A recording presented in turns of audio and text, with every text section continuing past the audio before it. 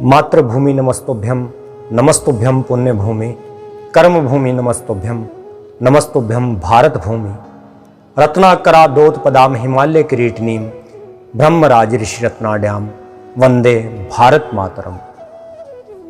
भारत माता की जय। आप सबको शत शत नमन, शत शत प्रणाम। व्याख्यान माला में आज एक ऐसे विषय को लेकर के आप सबके समक्ष दास उपस्थित हुआ है जिसकी आज के युग में अत्यधिक आवश्यकता है। यह विषय लगभग हमारे धर्माचार्यों से, उनके कथन से, उनकी कथाओं से, उनके सत्संग से लोप हो चुका है। यह ऐसा विषय है जो सनातन को पूर्णतः वैज्ञानिक सिद्धांत सिद्ध करता है, यानी विज्ञान सनातन का ही पुत्र है, यह सिद्ध करता है। यह कहना ठीक रहेगा। तो आज आप सबके समक्ष वैसे ही तर्क संगत, वैसे ही शास्त्र सम्मत और वैसे ही प्रमाणों सहित तथ्यों को लेकर आप सबके समक्ष में उपस्थित हुआ हूं। आशा है आप सब इस जानकारी को स्वयं अपने पास रखेंगे और यथाउचित अपने परिवार, अपने बच्चों और समाज में भी इस जानकारी का प्रचार करेंगे, ताकि सनातन को अंधविश्वास कहने वाले और सनातन के नाम पर पैसा एकत्रित करके इसको चमत्कार की तरह बताने वाले लोगों को अंकुश लग सके। तो आइए हम सब इस क्रम में आगे बढ़ते हैं। आज का विषय जो है वह ज्ञान विज्ञान का जनक सत्य सनातन वैदिक धर्म। ज्ञान विज्ञान का जन्म भारत माता, ज्ञान विज्ञान का जन्म दाता हमारा हिंदुस्तान, ज्ञान विज्ञान का जनक मेरा भारत। भारत के बिना ना तो धर्म की कल्पना की जा सकती है और ना ही ज्ञान विज्ञान की कल्पना की जा सकती है। मैं सारे तथ्य सामने रख करके अपने सारे पुस्तकों में से जिसमें से मुझे जो भी अध्ययन के द्वारा गत 8-9 वर्षों में जो भी मुझे प्राप्त हुआ वह सब आपके समक्ष रखूंगा। आप ही सोचिए कि यदि भारत शून्य ना देता, भारत यदि दशमलव ना देता, डेसिबल जिसे कहा जाता है, तो गणित क्या आगे पहुंच पाता? क्या जो पाइथागोरस और अनेकों अंग्रेज लोग जो हमारे ग्रंथों से चोरी कर करके उन आविष्कारों को अपने नाम लिख के क्या वे अपने नाम कर पाते? और क्या हम इस मिथ्या भ्रामक प्रचार में, इस प्रचार में लगे रहते कि ये सब हमने भारत में तो सब कुछ किया नहीं, हमको जो भी दिया हमको तो पढ़ाई अंग्रेज सिखा कर गए? तो वैसा सब कुछ नहीं होता यदि हमारे धर्माचार्य भी वैज्ञानिक सत्य सनातन वैदिक धर्म को विज्ञान की तरह ही परिभाषित करते। वैसा नहीं हुआ।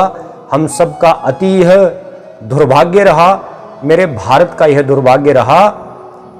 आपसे इस बात को इतनी ही कहकर सिद्ध करना चाहता हूं कि आप कल्पना करिए, यदि यूरोपीय देश या अरब के देश इतने ही विकसित होते तो वह जब जंगलों में घूमते थे तब हमारे यहां पर घर बनाए जाते थे, हमारे यहां पर भोजन व्यवस्था थी, हमारे यहां पर ट्रेड वर्कशॉप्स था, व्यापार था, सब कुछ था, कार्यशालाएं थी, आविष्कारक थे, ऋषि थे, ये सब हमारे यहाँ भारत में उपलब्ध था।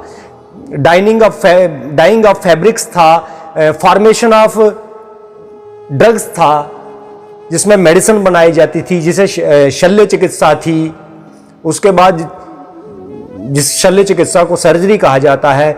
मेडिकल साइंस हमारी इंप्रूव थी, मेडिकल साइंस को हम आयुर्वेद के ढंग से चलाया करते थे। आर्किटेक्चर था, वास्तुकला के इतने जबरदस्त उदाहरण अन्य विश्व में कहीं नहीं। इतना सुंदर वास्तु निर्माण भारत में हुआ है, जितना सुंदर इमारतों का निर्माण भारत में हुआ है। मैं आज आप सबके समक्ष ऐसे ही कुछ वैदिक भारत के द्वारा किए गए आविष्कारों का वर्णन करने के लिए आया हूं। आशा है आप सब अध्ययन से कमाए हुए इन आविष्कारों को, इस ज्ञान को अर्जित करेंगे और आगे भी इसे समाज में फैलाएंगे, ताकि हमारे भोले वाले समाज को कोई पुनः पैसे के लालच में, धर्म की आड़ में दिग्भ्रमित ना कर सके। तो मैं सबसे प्रथम वहां से शुरू करता हूं जहां से विज्ञान का आरंभ हुआ। विज्ञान का आरंभ हुआ ऋषियों से, हमारी ऋषि परंपरा से हुआ। और ऋषि किसे कहा जाता है? इंग्लिश का जो रिसर्च वर्ड है, रिसर्च, वह ऋषि से ही निकला है।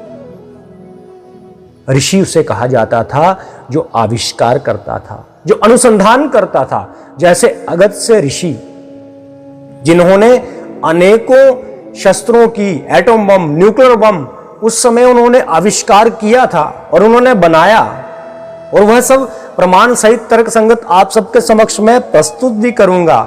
ऋषि सीनियर साइंटिस्ट को कहा जाता है। और हम महर्षि की उपाधि ना जाने कैसे कैसे लोगों को दे बैठते हैं। ऋषि वही जो आविष्कार करे, जो रिसर्च करे। सबसे पहले मैं आप सबके सामने इस दुनिया में जिसको सबसे बड़ा आविष्कार कहा जाता है, वही आविष्कार आप सबके सामने प्रस्तुत करता हूं। वह है परमाणु सिद्धांत, एटॉमिक थ्योरी। आज एटम का युग है, न्यूक्लियर का युग है। बात बात पर न्यूक्लियर हमले की, एटमी हमले की धमकियां दी जाती हैं। ऊर्जा का स्रोत, बिजली उत्पन्न करने का स्रोत भी न्यूक्लियर रिएक्टर हैं। हमारे देश में, पूरे विश्व में है, यूं कहूं तो मैं। तो न्यूक्लियर थ्योरी जो है वो हमारे परमाणु सिद्धांत भारत में 600 ईसा पूर्व, मतलब 600 BC, बिफोर क्राइस्ट, महर्षि कणाद ने दी थी। ध्यान से सुनिए, 600 ईसा पूर्व महर्षि कणाद ने एटॉमिक थ्योरी, परमाणु सिद्धांत का आविष्कार करके भारत को यह ज्ञान दे दिया था। महर्षि कणाद का यह कथन था कि सभी वस्तुएं, जितनी भी इस जगत में वस्तुएं हैं, सभी वस्तुएं एटम्स से बनी हैं, तथा परमाणु आपस में जुड़कर मॉलिक्यूल बनाते हैं। उन्होंने जॉन डेल्टन, जिसे कहा जाता है कि जिसने परमाणु सिद्धांत दिया, उस जॉन डेल्टन से, उसके जन्म लेने से 2500 वर्ष पहले यह थ्योरी हमें दे दी थी। जानकर आश्चर्य हुआ ना, क्योंकि हम तो खोए हुए हैं चमत्कारों में। हम तो कहते हैं कि बस चमत्कार करो, उल्टे सीधे काम करो। जो लोगों को लूट रहे हैं उनके पीछे लग जाओ, तुम्हारा भला हो जाएगा। भला ऐसे नहीं होता। ऋषियों ने मार्ग प्रशस्त किए हैं एक एक बात के लिए। ऋषियों ने जीवन जीने के लिए मार्ग बनाए हैं। महर्षि मनु ने कैसी सामाजिक व्यवस्था होना चाहिए, हमारे देश का न्याय तंत्र कैसा होना चाहिए, हमारे देश की न्याय व्यवस्था, संविधान कैसा होना चाहिए, एकदम सटीक और एकदम आज के युग में शांति स्थापित करने वाला संविधान मनुस्मृति के रूप में उन्होंने दिया है। ऐसे ही नहीं वह हमारे पूजनीय बने, ऐसे ही नहीं हम उन्हें आज तक याद करते हैं। तो महर्षि कणाद के परमाणु सिद्धांत की मैं बात कर रहा था। महर्षि कणाद परमाणुओं की डायमेंशंस, गतियों व आपस में उनके केमिकल रिएक्शन का वर्णन भी वैशेषिक दर्शन में करते हैं। अब यह भी जानकर आश्चर्य होगा आपको, हमारे धर्म ग्रंथ में जो बहुत पहले लिखे जा चुके हैं, उनकी पौराणिकता भी सिद्ध है। मुझे सिद्ध करने की आवश्यकता नहीं किसी को। वैसे वैशेषिक दर्शन में उन्होंने डायमेंशंस, न्यूक्लियर, इसकी एटम्स की डायमेंशन, इनकी गतियां, इनकी आपस में केमिकल रिएक्शन का बड़ा विस्तार से वर्णन किया है। अब किया संस्कृत में था, संस्कृत से हम लोगों ने मुख मोड़ लिया, और जिनके पास संस्कृत थी वो चाहते नहीं थे कोई और बने, कोई और पढ़े, क्योंकि अगर कोई और संस्कृत पढ़ लेता तो उनकी मान्यता समाप्त हो जाती। तो वैसा हमारे देश में रहा।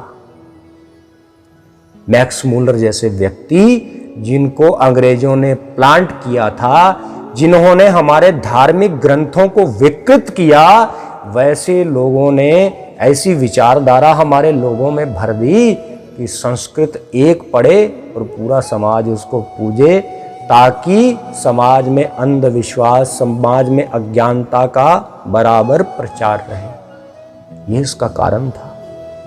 आपको कईयों को तो मैक्स मूलर का नाम भी नहीं पता होगा। जिसने अनेकों धार्मिक ग्रंथों को विकृत करने का काम किया, ऐसा नीच अधर्मी व्यक्ति था जो भारत में रहा, संस्कृत सीखी और संस्कृत का प्रकांड विद्वान कहाया। बड़ा मानती थी दुनिया उसे, प्रकांड विद्वान कहाया, लेकिन उसने ऐसा तंत्र बुना और उसके बाद जो रही सही कसर थी, उस कसर को अंग्रेजों ने पूरा करवा दिया लॉर्ड मैकॉले के द्वारा। लॉर्ड मैकॉले वही जिसने हमारे शिक्षा तंत्र को वैसा फ्रेम किया कि हम आजीवन गुलामी की सोच से कभी बाहर ना निकलें। अब जब महर्षि कणाद का नाम कणाद कैसे बना, ये बड़ा सोचना का विषय है।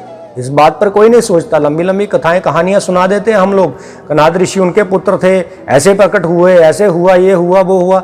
कणाद ऋषि जीवन में कर्म विश्वास करने वाले व्यक्ति थे और जीवन में इतनी जिद्दोड़ मेहनत उन्होंने की, इतना उन्होंने अपने आप को तपाया खपाया, दिन रात इतना अनुसंधान किया, तब जाकर के उनको कणाद नाम से पुकारा गया। कणाद कण शब्द से बना है। किसी वस्तु के कण पर शोध करने के कारण ही उनको कणाद कहा गया है। कण यानी एटम, अणु, तभी उनका नाम कणाद पड़ा। इतना ही नहीं, न्यूटन से पहले, बहुत पहले कणाद ऋषि हुए हैं। 600 ईसा पूर्व बताया मैंने आपको, 600 BC। न्यूटन से बहुत पहले गति के 3 नियम, 3 लॉज ऑफ मोशन महर्षि कणाद ने हमें बताए हैं। लेकिन हमें तो वैशेषिक दर्शन पढ़ना नहीं, क्योंकि हमें तो घुमा रखा है हमारे आगे पीछे वालों ने कहीं और। आप तो बस विरह में डूबे रहो, रस में डूबे रहो, कहीं बाहर निकल गए तो आपको अपने महर्षियों के पुत्र होने पर गर्व, आपका गौरव जाग जाएगा। अगर आपका गौरव जाग गया तो भारत विश्व गुरु बन जाएगा। भारत विश्व गुरु बन गया तो भारत का प्रत्येक एक नागरिक पूजनीय हो जाएगा और पूरे विश्व को निस्वार्थ भाव से दिशा निर्देश देगा, उसका मार्गदर्शन करेगा। ऐसा चाहते नहीं थे। तो क्या बताया मैंने? न्यूटन से पहले, हजारों साल पहले महर्षि कणाद ने 3 लॉज ऑफ मोशन की थ्योरी हमें दे दी थी, जिनकी थ्योरी को चोरी कर करके कणाद ऋषि की न्यूटन ने अपने नाम किया। उदाहरण के लिए मैं आपको वैशेषिक दर्शन का वह श्लोक सुनाता हूं, जिस श्लोक से न्यूटन की तीनों लॉ की थ्योरी निकली है। अब आप कल्पना भी कर लेना, हिसाब भी कर लेना, आइडिया भी लगा लेना, तर्क वितर्क भी अपने मन में कर लेना। यदि कोई प्रश्न होगा तो वह मुझसे नीचे दिए हुए नंबर से संपर्क करके या कमेंट करके पूछ लेना, उसमें कोई दिक्कत नहीं। क्योंकि सारी ही किताबें, सारे ही अनुसंधान मेरे पास पड़े हैं। और जिनका यह मानना है कि क्या करना किताबें पढ़ करके, तो किताबें नहीं होती तो कुछ भी नहीं होता। किताबें नहीं होती तो अस्तित्व ना होता सत्य सनातन वैदिक धर्म का। एक गीता प्रेस की स्थापना 1923 में नहीं हुई होती तो मैं देखता आज कहां से हम ज्ञान विज्ञान की बातें कर लेते, कहां से कथा कहानियां सुना लेते। इसलिए बहुत जरूरी है इनको, अपने ग्रंथों को सिर माथे रखना, अपने ग्रंथों की गरिमा को बनाए रखना, अपने ग्रंथों को मानना और स्वयं ग्रंथों का स्वाध्याय करके इस समाज का मार्गदर्शन करना बहुत अधिक आवश्यकता है आज इस बात की। वो मैं जिसमें से न्यूटन ने 3 लॉज ऑफ मोशन, है ना, to every action there is equal and opposite reaction, ये वाले 3 लॉ यहां से निकाले। वह श्लोक वैशेषिक दर्शन का है। और वह श्लोक कौन सा है? वेगः निमित्त विशेषात कर्मणो जायते, यह पहला लॉ। दूसरा लॉ, वेगः निमित्तापेक्षात कर्मणो जायते नियत दिक क्रिया प्रबंध हेतु, यह दूसरा श्लोक। तीसरा श्लोक, तीसरा law, to every action there is equal and opposite reaction. वेगः संयोग विशेष विरोधी,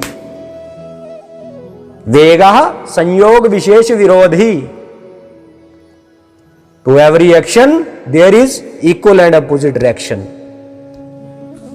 ये तीनों लॉ हमारे सत्य सनातन वैदिक धर्म के धर्म ग्रंथों से चोरी करके लाए गए हैं, लेकिन आज हम इन्हें स्वीकार करने की स्थिति में नहीं हैं, क्योंकि मानसिकता गुलामी की है। लॉर्ड मैकॉले के शिक्षा तंत्र में पढ़े लिखे हैं, उसी की विचारधारा अभी तक दिमाग में घूम रही है। अपने सत्य सनातन वैदिक धर्म के पदों को छोड़ करके जब हम विधर्मियों के लिखे हुए भजनों को गाने लगे, भजन तो नहीं कह सकते, उनको बोलों को, उनकी पंक्तियों को गाने लगे, तो वैसी ही विकृतियां हमारे अंदर भी उत्पन्न हो गई। ये मैं सारे ही समाज की बात कर रहा हूं। इस श्लोक का अर्थ भी समझाता हूं, जिससे आपको न्यूटन के तीनों लॉ, जो विज्ञान के, साइंस के स्टूडेंट हैं, उनको अच्छी तरह से क्लियर हो जाएगा। वेगः निमित्त विशेषात् कर्मणो जायते। अर्थ क्या है इसका कि वेग यानी मोशन पांचों द्रव्यों पर निमित्त व विशेष कर्म के कारण उत्पन्न होता है, तथा नियमित दिशा में क्रिया होने के कारण संयोग विशेष से नष्ट होता है या उत्पन्न होता है। और यदि कोई वस्तु स्थिर अवस्था में है, यदि कोई वस्तु स्थिर अवस्था में है, मोशन में नहीं है, तो जब तक उस पर बाहरी बल का प्रयोग नहीं किया जाता, तब तक वह गति नहीं लेती, वह स्थिर रहती है, एक ही जगह कांस्टेंट रहती है, टिकी हुई रहती है ना। यह था पहला लॉ। और न्यूटन ने इसी को चोरी करके क्या लिखा? Every object in A state of uniform motion will remain in that state of motion unless an external force acts on it। ये फर्स्ट लॉ। अब पता चला चोरी कहां से हुआ है। दूसरे श्लोक में क्या कहा था महर्षि कणादनि जी ने कि वेगा निमित्तापेक्षात कर्मणो जायते नियत दिक् क्रिया प्रबंध हेतु। क्या मतलब हुआ? किसी भी वस्तु के संवेग परिवर्तन की दर उस पर लगाए बल के समान अनुपाती होती है, तथा परिवर्तन की दिशा वही होती है जो बल की दिशा होती है। इसी को जो चोर महाशय हैं उन्होंने क्या लिखा? Force equals mass time acceleration, second law. और तीसरा श्लोक क्या था? वेगा संयोग विशेष विरोधी। प्रत्येक क्रिया के बराबर, क्रिया मतलब किया जाने वाला काम, होने वाली काम, कर्म, उसको क्रिया कहते हैं। प्रत्येक क्रिया के बराबर तथा उसके विपरीत दिशा में प्रतिक्रिया होती है। इसी को न्यूटन ने क्या कह दिया? For every action there is equal and opposite reaction। अब आप ही बताइए कि चोरी हुई है या नहीं हुई है। और ये बातें वैशेषिक दर्शन की हैं, शास्त्र की बातें हैं, जो हमने अपने समाज को नहीं बताई, और अंधविश्वास में रखकर अपने समाज को भी अज्ञानता में हमने अंधा कर दिया। आज जब डिबेट के लिए हमारे सामने कोई बैठता है तो हमारे बच्चों का मुख नहीं खुलता, क्योंकि उनका गौरव ही नहीं जगा पाए हम लोग। वो किसी के साथ क्या बताएंगे कि हम भारतीय हैं? उनको तो कई तो मैं ऐसे बच्चों को देखा कि जिनको अपने आप को सनातन धर्म का, भारतीय होने का उनको शर्म आती है ये कहते हुए। ऐसे बच्चों से ही मिला। इंग्लिश स्कूलों में पढ़ना है, इंग्लिश मीडियम में पढ़ना है, लेकिन दर्शनों का उनको सही ज्ञान तो हमें देना था ना, हमारी जिम्मेवारी थी, और हमने अपनी जिम्मेवारी निभाई नहीं निभाई। इसके दोषी केवल हम ही हैं। इसका दोष हम उस पीढ़ी पे नहीं दे सकते जो पीढ़ी आज बिगड़ रही है, क्योंकि हमने अपने कर्तव्यों का निर्वाहन नहीं किया।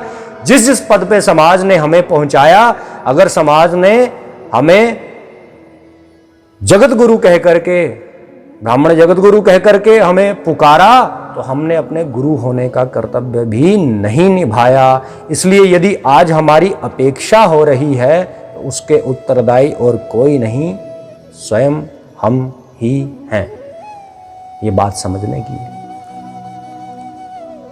14 जनवरी 1643 के इंग्लैंड में जो जन्मा आइजैक न्यूटन, 14 जनवरी 1643, डेट याद रखना, एक एक चीज लेकर के आया हूं।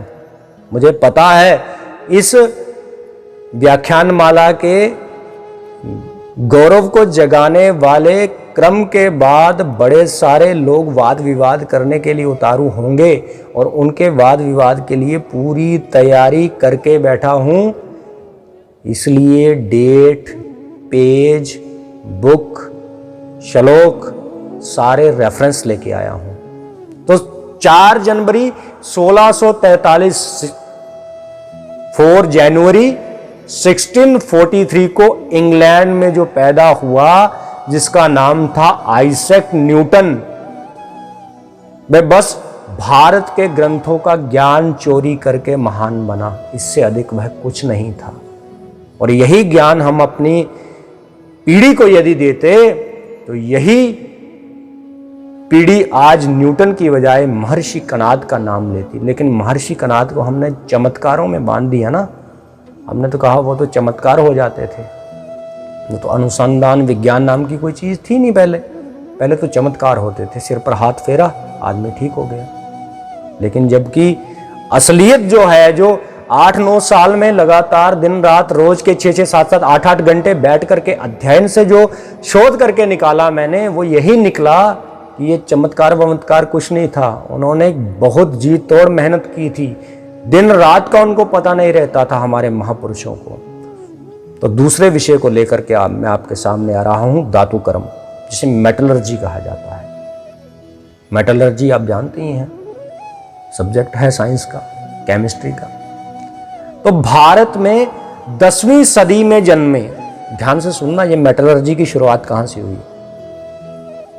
रोज के 2 या 3 आविष्कारों को लेकर के ही चर्चा को आगे बढ़ाऊंगा, क्योंकि बड़े सारे आगे पीछे लिख करके, अनुसंधान कर करके, फिर उसको वेरीफाई कर करके किताबें भर रखी हैं, तो बड़ा समय लगेगा, व्याख्यान माला लंबी चलेगी।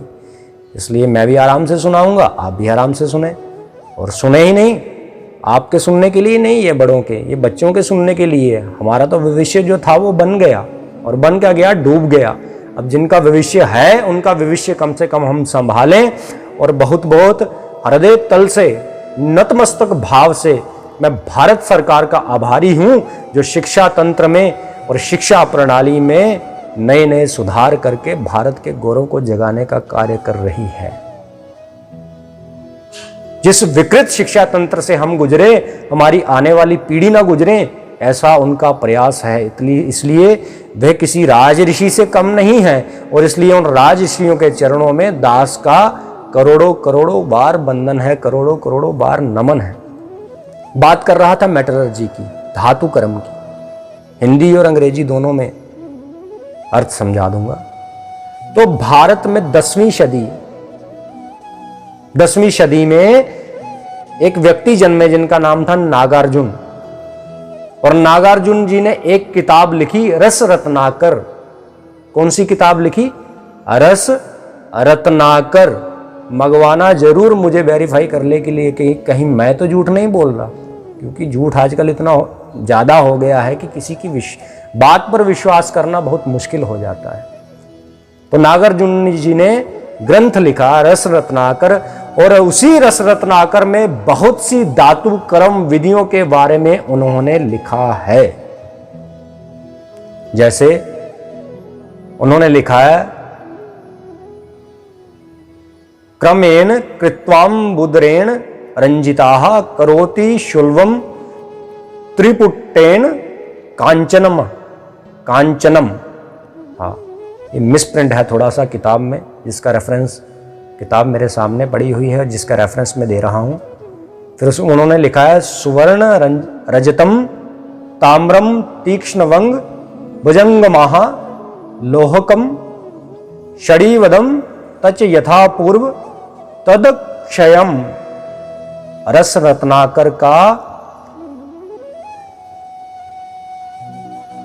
3रा यूनिट, चैप्टर नंबर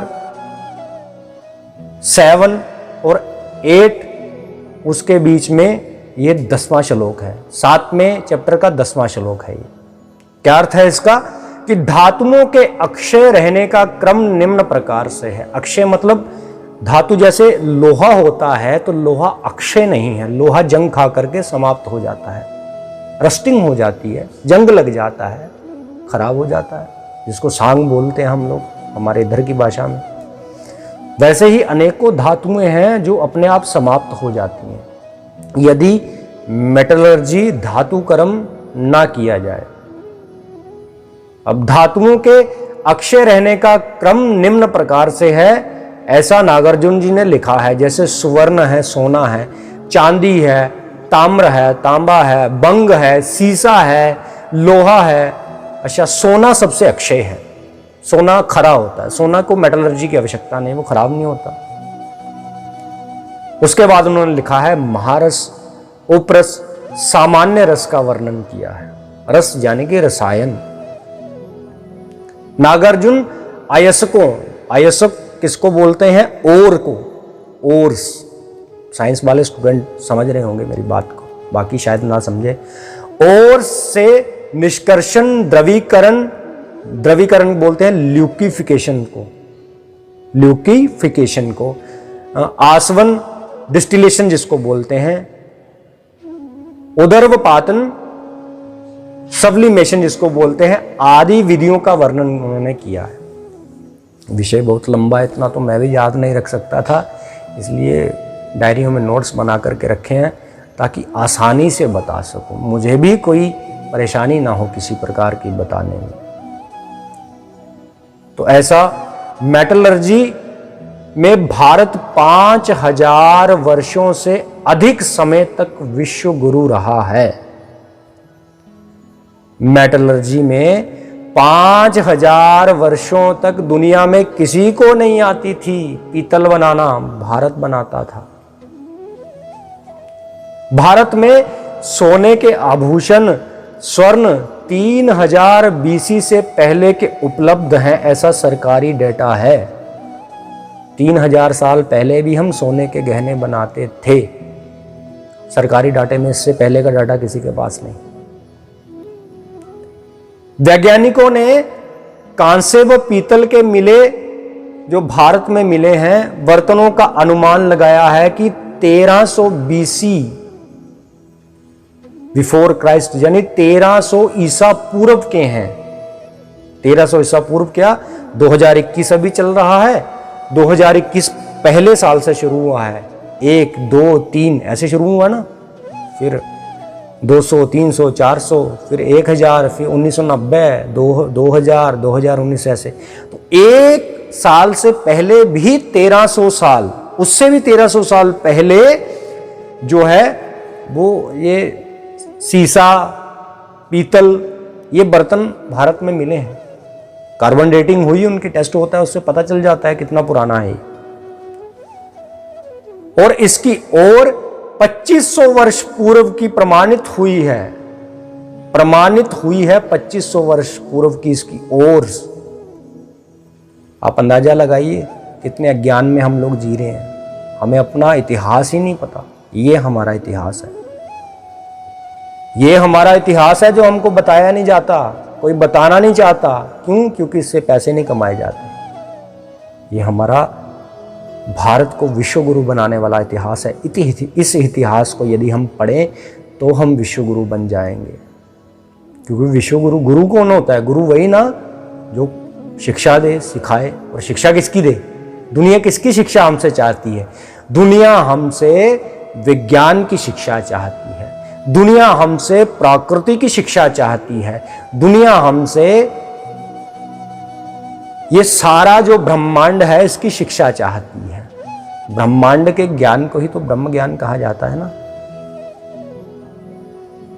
तो वैसी शिक्षा चाहती है। तो यदि हमें विश्व गुरु बनना है तो यही शिक्षा हमें प्राप्त करनी होगी, इसी ज्ञान की ओर हमें बढ़ना होगा।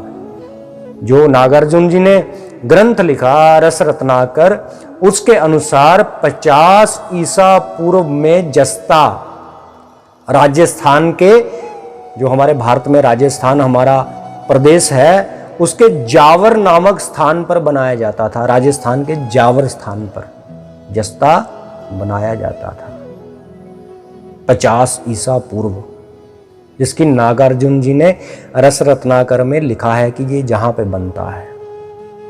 अब आप बताइए, हम अब कौन से युग में जी रहे हैं? अब तो हमें लगता है कि हम अंधकार के युग में तो अब हैं। तब तो ज्ञान ही ज्ञान था और उस ज्ञान को हमने संभाल कर रखा नहीं। उदाहरण के लिए दिल्ली का जो लोह स्तंभ है, लोहे का खंबा है जो, वो 400 BC बिफोर क्राइस्ट, 400 ईसा पूर्व का है, प्राचीन है। और आज भी उस लोहे के खंबे को भला जंग क्यों नहीं लगा? लोहे को तो जंग लग जाता है, सड़ जाता है। वो आज भी वैसा का वैसा ही खड़ा है, उसको जंग नहीं लगा।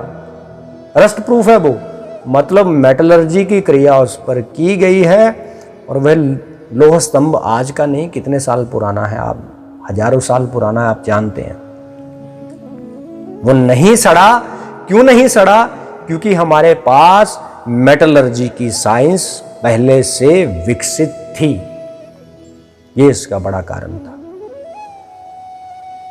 तो ये मैंने आपके सामने 2 आविष्कार रखे। इसके बाद तो आविष्कारों की बहुत लंबी लाइन है मेरे पास। धीरे धीरे करके समय के अभाव को देखते हुए और आसानी से समझ में भी आ जाए, छोटा विषय होगा जल्दी समझ में आता है, उस सबको ध्यान में रखते हुए ही हम छोटा छोटा विषय लेंगे। एक आपको बात और बताता हूं। एल्फिंटोज नाम का एक व्यक्ति, अंग्रेज, वो अपनी पुस्तक, उसने पुस्तक लिखी हिस्ट्री ऑफ इंडिया, भारत का इतिहास।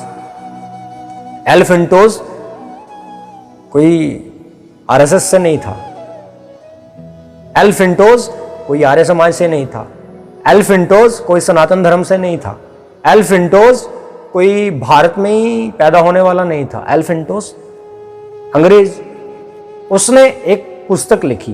पुस्तक का नाम उसने लिखा हिस्ट्री ऑफ इंडिया। और उस पुस्तक में वह लिखता है कि भारतीय बहुत पहले से हमारे देश, हमारे अंग्रेजी देशों का तब अस्तित्व ही नहीं था। तब से ये भारत के लोग जानते थे कि आयरन, जिंक, कार्बोनेट कैसे बनाया जाता है।